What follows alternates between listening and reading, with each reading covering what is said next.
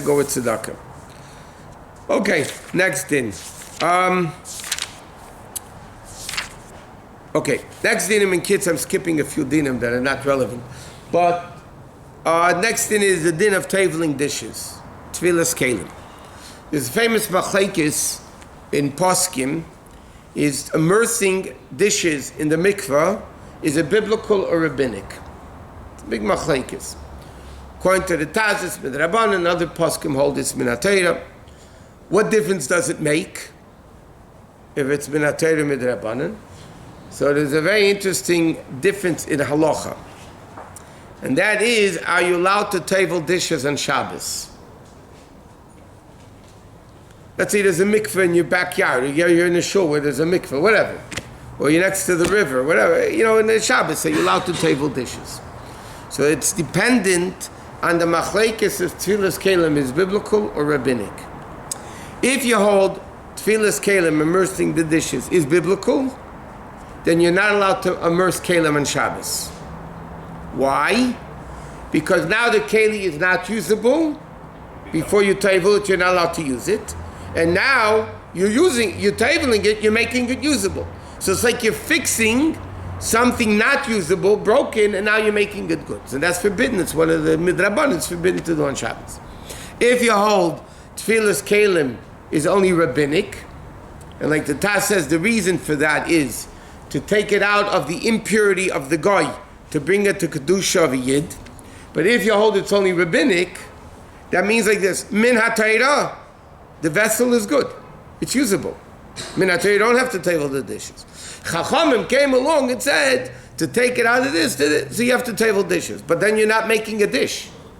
The dish is usable without, because min haTorah, it's usable. So that's a big halacha difference. Are you allowed to table dishes on Shabbos? Now halacha is, Al Rebbe paskins like that, that's why most people paskin, that you're not allowed to table dishes on Shabbos, because tabling dishes are min haTorah, and therefore by tabling dishes you're fixing it, and by fixing it that you're not allowed to do on Shabbos. How about Yom Tif? So an halacha says, Yom Tif, you're allowed to cook, you can do malacha, you can do things for food.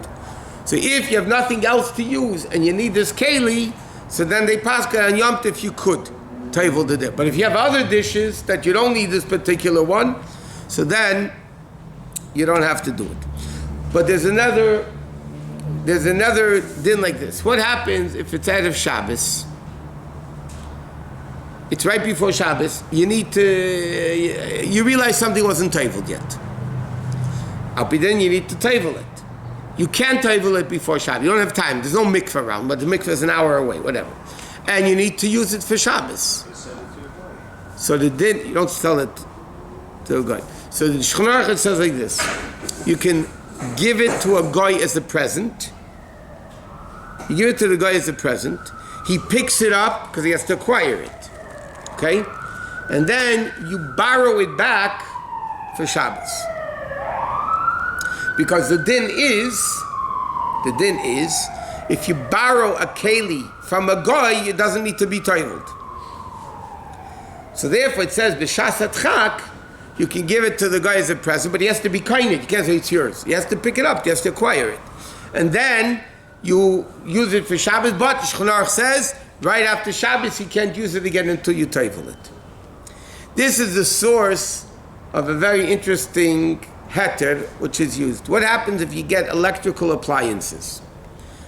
Electric kettle, George Foreman grill, all these electrical things. It says, do not immerse in water.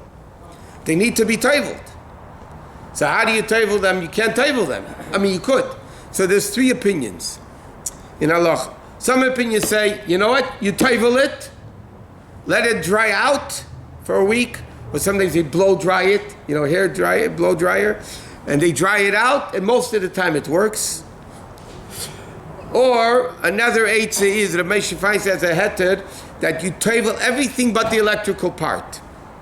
In other words, you have an electric kettle, yeah? So the bottom is the electrical part, that you can't immerse. So Rabbi Shusterman says, in the tshuva, right, you immerse the top, and you don't immerse the electrical part. The Minchas Yitzchak, Dain Weiss in Eretz Yisrael, he paskined to use this heter of like Friday afternoon. He said this is like an impossible situation. So therefore what you do, you give it to a guy as a present, and he acquires it, and then you borrow it back from him indefinitely. The guy thinks you're nuts.